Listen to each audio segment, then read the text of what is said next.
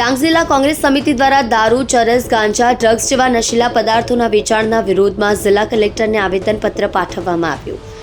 ગુજરાત કોંગ્રેસના ધારાસભ્ય જિગ્નેશ મેવાણીના સમર્થનમાં આજરોજ ડાંગ જિલ્લા કોંગ્રેસ સમિતિએ નશીલા પદાર્થોના વેચાણના વિરોધમાં જિલ્લા કલેક્ટરને આવેદનપત્ર પાઠવીને જણાવ્યું હતું કે ગુજરાત એ ગાંધીજીના મૂલ્યો અને વિચારોને હંમેશા વરેલું રહ્યું છે।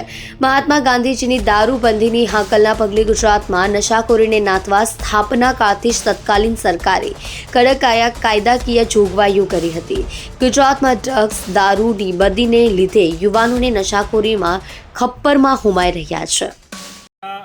કોંગ્રેસ સમિતિ વતી કલેક્ટરશ્રીને આવેદનપત્ર આપ્યું છે। આજે જોઈ શકાય છે ગુજરાત સાથે સાથે ડાંગ જેવા નાનામાં નાનો જિલ્લો છે, પણ એ ડાંગમાં બે રોકટોકથી ડ્રગ્સ, ચરસ, ગાંજાનું વેચાણ થઈ રહ્યું છે। દારૂનું દૂષણ તો હતું જ, દારૂ એટલી છૂટથી મળે છે। આજે કદાચ જોવામાં આવે તો 108 કદાચ મોડી આવી શકે, પણ દારૂ તમને ઘર બેઠા મળી શકે છે। એ છે આ અમારું ડાંગ।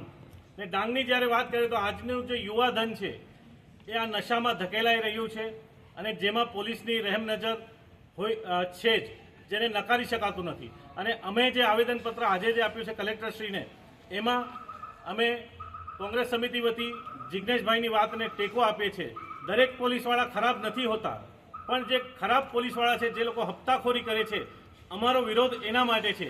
પટ્ટા એ લોકોના છૂટવા જોઈએ, પછી એ પોલીસ હોય કે કોઈ પણ અધિકારી હોય, એના પટ્ટા છૂટવા જ જોઈએ, કારણ કે એ લોકો જે ભ્રષ્ટાચાર કરે છે।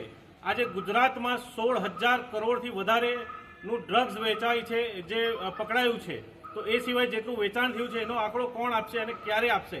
અને 5 વર્ષમાં આ 16,000 કરોડના જે ડ્રગ્સ, ચરસ, ગાંજા જે પકડાયા છે, એમાં 5 વર્ષમાં એક પણ વ્યક્તિને સજા નથી થઈ।